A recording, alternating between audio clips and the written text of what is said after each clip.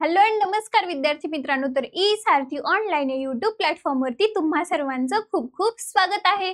तर मित्रांनो, I am your biology mentor प्रगती मॅम। आजच्या लेक्चरमध्ये आपण बायोलॉजीचा एकदम इंटरेस्टिंग आणि इम्पॉर्टंट असा टॉपिक पाहणार आहोत, ज्याचं नाव आहे क्लासिफिकेशन ऑफ लिव्हिंग ऑर्गॅनिझम्स। तर मित्रांनो, आपल्या अर्थवरती, आपल्या प्लॅनेटवरती, आपल्या या धरती माथेवरती वेगवेगळ्या प्रकारचे जे काही ॲनिमल्स असतील, बर्ड्स असतील आणि जे काही ॲक्वेटिक प्राणी असतील, जसे की आपले फिश झाले, ऑक्टोपस झाले आणि काही ॲक्वेटिक प्लांट्स झाले आणि वेगवेगळ्या प्रकारचे जे काही टेरेस्ट्रियल ॲनिमल जसे की आपलं एलिफंट, जिराफ, देन वेगवेगळ्या प्रकारचे लायन, टायगर, लेपर्ड्स असतील आणि आपण ह्यूमन झालो आणि जे काही वेगवेगळ्या प्रकारचे जे काही फ्लाइंग करणारे जे काही बर्ड्स असतात ते काय करत असतात, तर आपल्या या प्लॅनेटवरती सर्वाइव्ह करत असतात।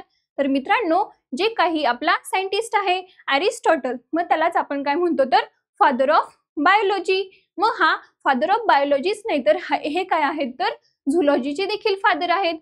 Aristotle is the father of biology and also father of zoology. मग यांनी काय केलं, तर हे जे काही लिव्हिंग ऑर्गॅनिझम्स आहेत त्यांना काय केलं, त्यांचं क्लासिफिकेशन दोन टाइप्स मध्ये केलं। जे काही सर्व प्लांट्स असतात, वेगवेगळ्या प्रकारचे जे प्लांट्स असतात ते कशामध्ये गेले, तर प्लांट्सच्या कॅटेगरीमध्ये, आणि वेगवेगळ्या प्रकारचे जे काही ॲनिमल्स असतात ते कशामध्ये येणार, तर आपल्या ॲनिमल्सच्या कॅटेगरीमध्ये। तर मित्रांनो, हे जे काही प्लांट्स आहेत त्यांचं फर्दर क्लासिफिकेशन त्यांनी तीन कॅटेगरीज मध्ये केलं।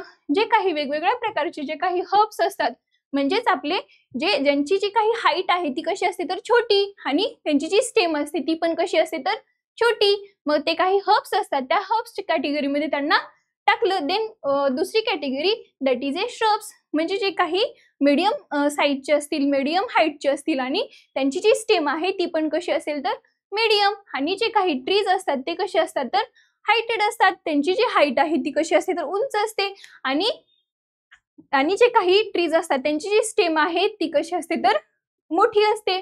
मग हे जे काही प्लांट्स आहेत त्यांना या तीन कॅटेगरीज मध्ये डिवाइड केलं, आणि जे काही ॲनिमल्स आहेत त्यांना पण दोन कॅटेगरीज मध्ये फर्दर त्यांचं दोन कॅटेगरीज मध्ये डिवायडेशन केलं। मग कोणत्या दोन categories, first that is A based on blood and second that is A based on habitat, म्हणजे त्यांचं जे काही ब्लड आहे त्याच्यानुसार त्यांचं कॅटेगरायझेशन केलं, आणि त्यांचं जे काही हॅबिटॅट आहे, म्हणजेच आपण काय म्हणतो, तर ते कुठे राहतात त्याच्यानुसार त्यांचं फर्दर क्लासिफिकेशन केलं। मग जे ॲनिमल्स वेगवेगळ्या टेरेस्ट्रियल ॲनिमल्स असतील, म्हणजे जे की जमिनीवरती राहतात, जे की लँडवरती सर्व्हाइव्ह करतात, ते ॲनिमल्स या टेरेस्ट्रियल कॅटेगरीमध्ये टाकले। देन जे काही लिव्हिंग ऑर्गॅनिझम्स असतील, जे काही बर्ड्स असतील ते फ्लाइंग करतात, मग त्यांना या फ्लाइंग कॅटेगरीमध्ये टाकलं। आणि जे काही ऑर्गॅनिझम्स पाण्यामध्ये सर्व्हाइव्ह करतात, पाण्यामध्ये जगत असतात, त्यांना आपण कोणत्या कॅटेगरीमध्ये घातलं, तर ॲक्वेटिक या कॅटेगरीमध्ये। बघा, आता बेस्ड ऑन ब्लड मध्ये काय होतं, तर ज्या ऑर्गॅनिझम्स मध्ये रेड ब्लड सेल्स प्रेझेंट असतात त्यांना आपण काय म्हणू, तर इनायमा। ओके, ज्या लिव्हिंग ऑर्गॅनिझम्स मध्ये रेड ब्लड सेल्स प्रेझेंट असतात त्यांना आपण काय म्हणणार, तर इनायमा। आणि ज्या लिव्हिंग ऑर्गॅनिझम्स मध्ये रेड ब्लड सेल्स प्रेझेंट नसतात विदाउट आरबीसीज त्यांना आपण काय म्हणणार, तर अनायमा। मग ज्या ऑर्गॅनिझम्स मध्ये ब्लड प्रेझेंट असतं तर आपण काय म्हणणार, तर इनायमा, आणि विदाउट आरबीसीज असतील तर त्यांना आपण काय म्हणणार, तर अनायमा। मग मित्रांनो, तुम्हाला माहिती आहे का, काही लिव्हिंग ऑर्गॅनिझम्स मध्ये ब्लड हे प्रेझेंट नसतं। मग कोणता झाला, तर जो की ॲक्वेटिक प्राणी आहे ऑक्टोपस, त्याचं जे ब्लड असतं तो कोणत्या कलरचं असतं माहिती आहे का, त्याचं जे ब्लड असतं ते ब्लू कलरचं असतं।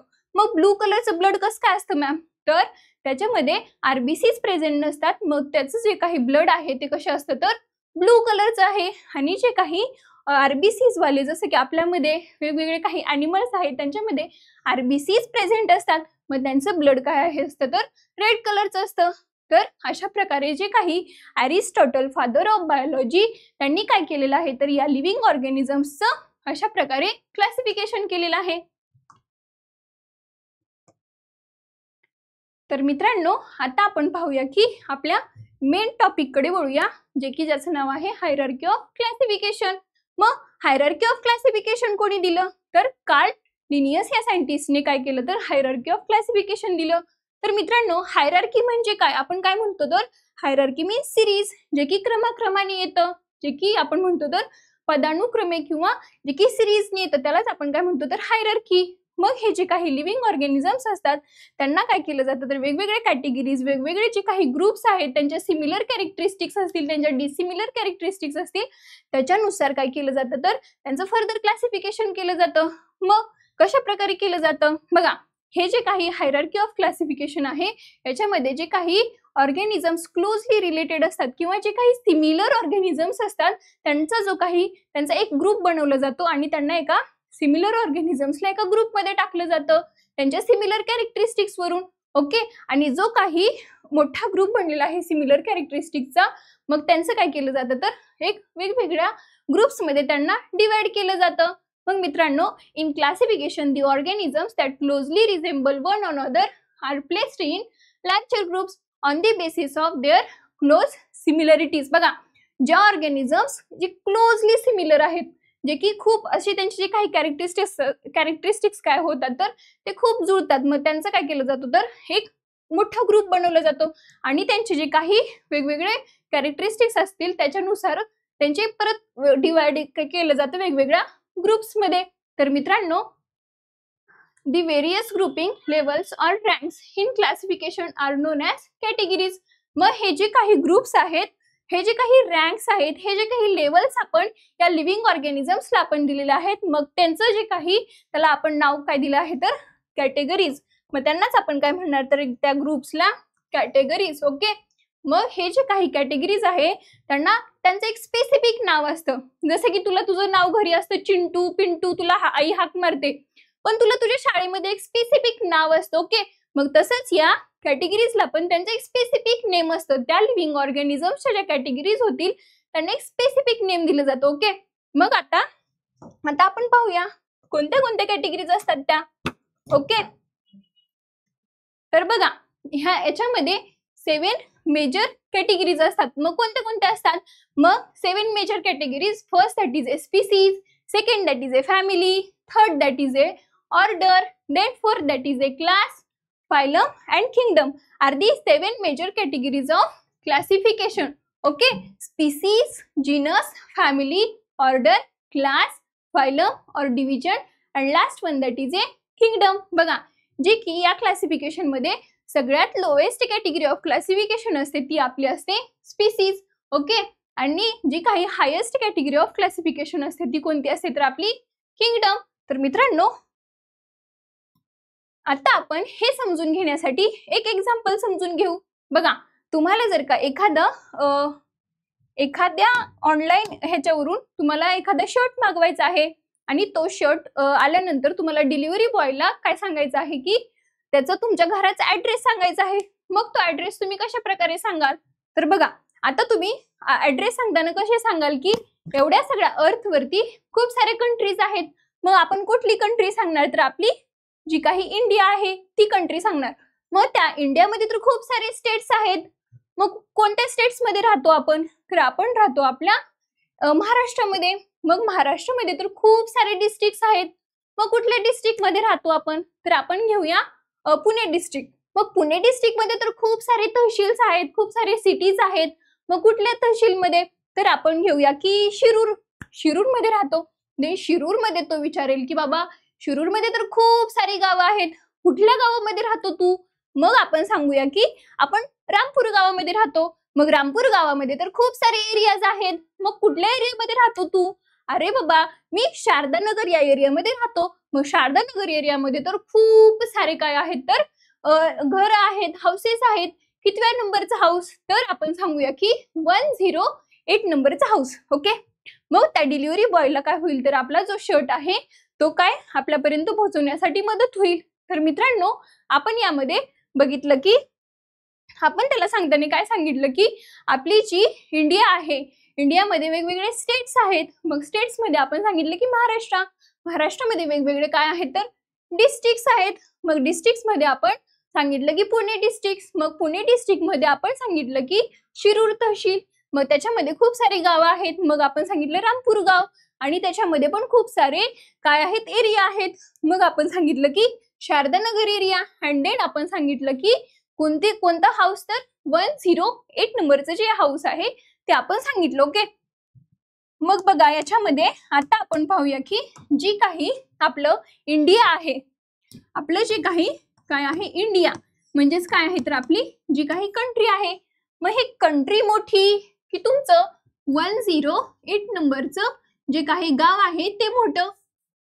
काय मोठं रे बाळांनो? तर आपलं जे काही 108 नंबरचं जे हाऊस आहे ते सगळ्यात छोटं झालं. बघा याच्यामध्ये आपण या कॅटेगरी समजून घेत असताना हे एक्झाम्पल समजून घेत आहोत कशा प्रकारे. बघा जो की इंडिया आहे मग ह्याला आपण काय म्हणू शकतो तर किंगडम. कारण का तर किंगडम मध्ये सगळ्या प्रकारचे जे काही लिव्हिंग ऑर्गॅनिझम्स असतात तर ते काय असतात इन्क्लुडेड असतात. आणि जी काही स्पेसीज आहे म्हणजेच काय तर आपलं घर मोठं की इंडिया मोठा? ऑफकोर्स इंडियाच मोठा, कारण त्याच्यामध्ये खूप सारे स्टेट्स डिस्ट्रिक्ट सगळी गावं काय असतात तर इन्क्लुडेड असतात. आणि स्पेसिफिक जे काही आपलं घर आहे ते काय झालं तर छोटं झालं. ओके. मग अशा प्रकारे आपण जे काही लिव्हिंग ऑर्गॅनिझम्स असतात त्यांचं पण अभ्यास करताना त्यांचं पण वेगवेगळ्या कॅटेगरीज मध्ये त्यांच्या अशा ग्रुपिंग मध्ये काय करत असतो तर अभ्यास करत असतो. तर मित्रांनो अशा प्रकारे काय केलं जातं तर क्लासिफिकेशन केलं जातं. देन आपण पाहिलं की जे की हायेस्ट कॅटेगरी ऑफ क्लासिफिकेशन म्हणजेच आपण काय म्हणणार तर किंगडम आणि lowest category of classification that is a species. मग आपण आता आपला इंडिया पकडला. देन आपण इंडियामध्ये पाहिलं की खूप सारे स्टेट्स आहेत. मग स्टेट्सला आपण काय म्हणणार तर आपला जो काही फायलम आहे तो काय झाला तर आपला स्टेट्स झाला. देन या स्टेट्स मध्ये खूप सारे डिस्ट्रिक्ट्स आहेत. मग डिस्ट्रिक्ट कोणती घेतली होती तर आपली पुणे. ओके. या पुणे डिस्ट्रिक्ट मध्ये खूप सारे तहसील होते. मग हे तहसीललाच आपण काय म्हणणार तर ऑर्डर. ओके. जे काही तहसील्स आहेत मग यांना काय म्हणणार तर आपण ऑर्डर. जे काही आणि फॅमिलीमध्ये आपण काय म्हणू शकतो तर त्याच्यामध्ये खूप सारे वेगवेगळी जी गावं आहेत. मग आपण कोणतं गाव घेतलं होतं तर रामपूर नावाचं गाव. ओके. रामपूर नावाचं जे गाव आहे त्याच्यामध्ये आपण घेतलं होतं. मग त्याला आपण काय म्हणू शकतो तर फॅमिली. मग त्या रामपूर गावामध्ये खूप सारे एरिया आहे. मग आपण कोणता एरिया घेतला होता तर शारदा नगरचा एरिया. ओके. कोणता एरिया घेतला होता तर शारदा नगर एरिया.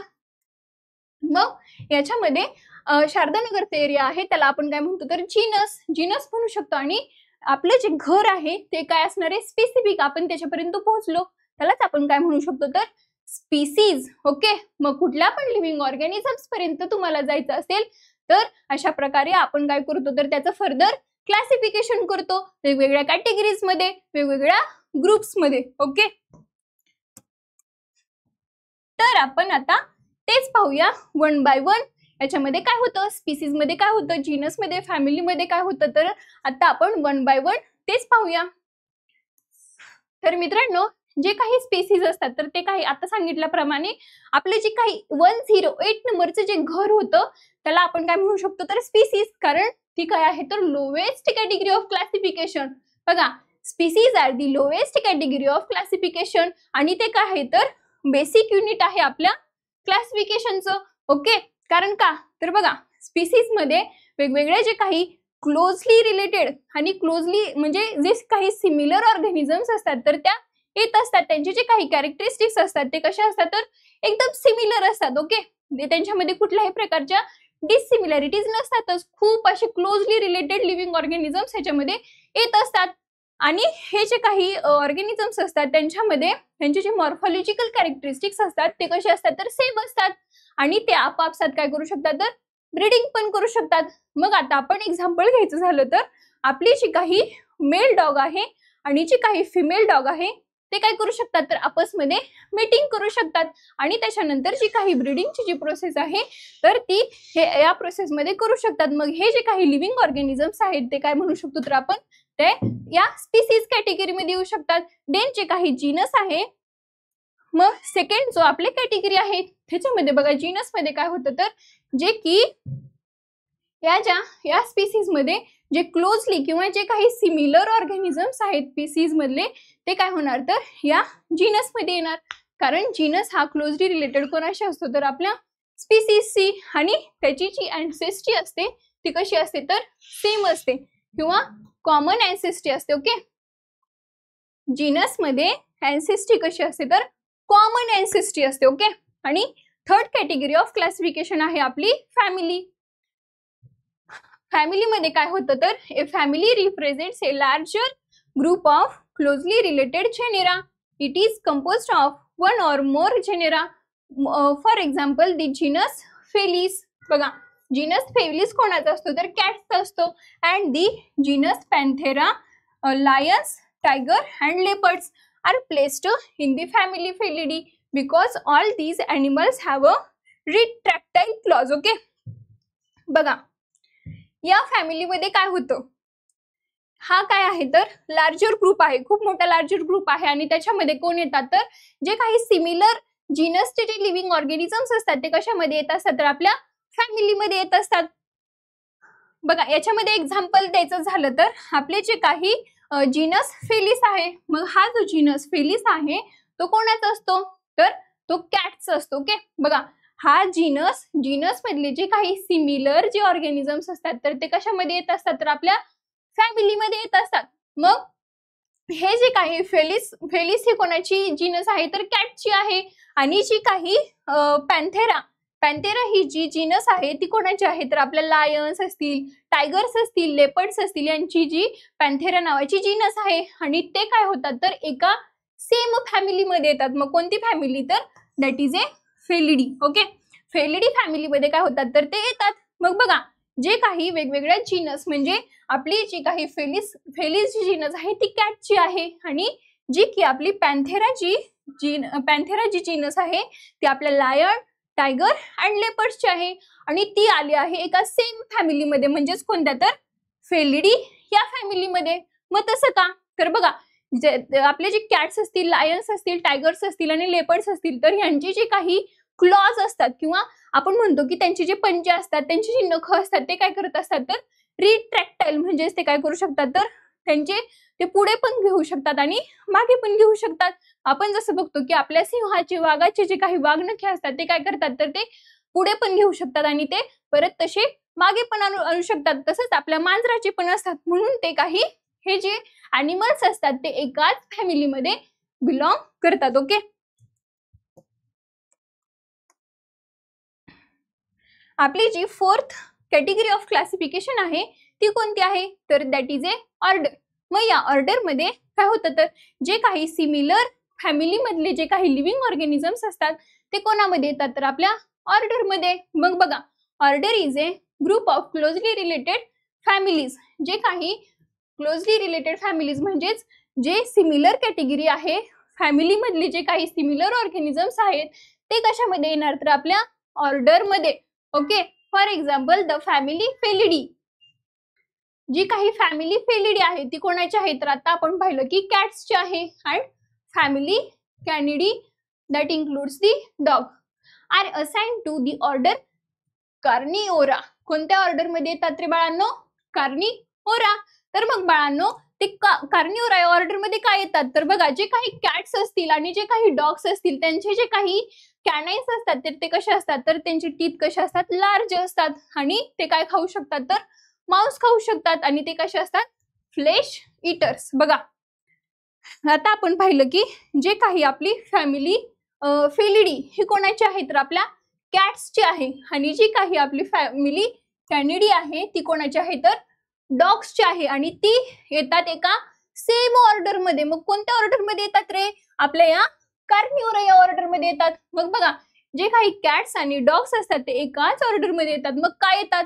कारण त्यांच्यामध्ये एक सिमिलर कॅरेक्टरिस्टिक सापडलं. कोणतं सापडलं तर त्यांचे जे काही कॅनाइन्स असतात ते कसे असतात तर लार्ज असतात. आणि ते काय खाऊ शकतात तर आपले जे काही मांस वगैरे असतात तर ते खातात. म्हणून त्यांच्या एका सिमिलर कॅरेक्टरिस्टिक्स वरून त्यांना या कॅटेगरीमध्ये टाकलं, that is a order. Okay, आता fifth category of classification that is a class. बघा हे जे काही क्लास आहे त्याच्यामध्ये कोण येणार तर जे काही क्लोजली रिलेटेड जे लिव्हिंग ऑर्गॅनिझम्स आहेत.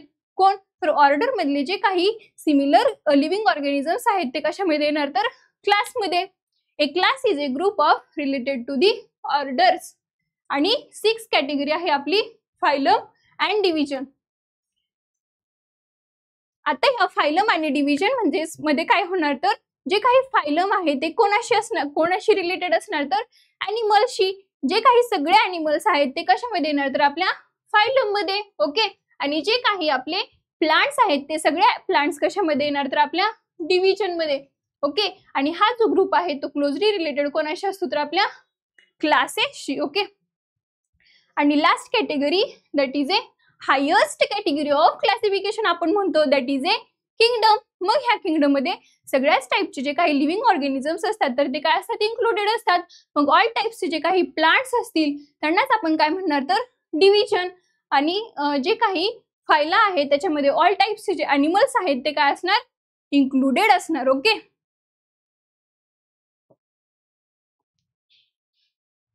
तर मित्रांनो तुम्हाला आता समजलं असेल की हायरार्की ऑफ क्लासिफिकेशन काय आहे. तर हे कोणी दिलं तर आपले सायंटिस्ट कार्ल लिनियस यांनी दिलं. त्यांना एक स्पेसिफिक कॅरेक्टरिस्टिक्सचा किंवा लिव्हिंग ऑर्गॅनिझम्सचे स्पेसिफिक कॅरेक्टरिस्टिक्सचा स्टडी करण्यासाठी त्यांनी वेगवेगळ्या कॅटेगरीजमध्ये लिव्हिंग ऑर्गॅनिझम्सचं फर्दर डिवायडेशन केलं. त्यालाच आपण काय म्हणतो तर हायरार्की ऑफ क्लासिफिकेशन.